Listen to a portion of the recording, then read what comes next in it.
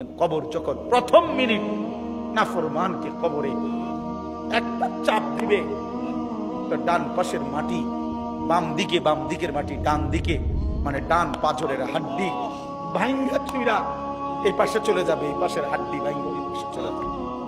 এক মিনিটে নাফরমান সোজা চুরচুর হয়ে যায়। অহংকার করো,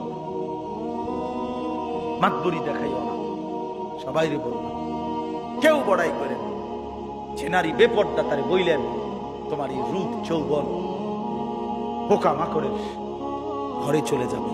অনেকক্ষণ আল্লাহ তাআলা জাহান্নামীদের কথা বলতে বলতে আল্লাহ একটা পর্যায়ে একটা সূরার লাস্ট আয়াতে আল্লাহ বললেন, বান্দা ফাবি আইয়ি হাদিসিন বাদাহু ইউমিনুন, আমার বান্দা এরপরে আর কোন কথা বললে তুমি ঈমান আনতা।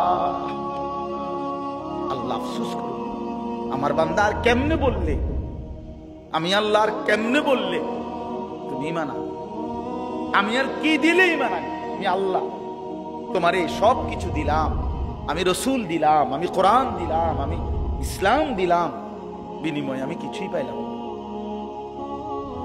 একটা সেজদাও পাইলাম না, একটা সেজদাও পাইলাম।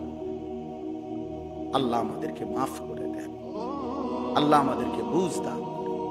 যুবকরা, বয়স্ক চাচারা, বাবারা, জিন্দিগিটা শেষ করে দিয়ে রাসূলুল্লাহ সাল্লাল্লাহু আলাইহি ওয়াসাল্লামের অনুসরণ ছাড়া খোদার কসম সুপারিশ মিলবে না।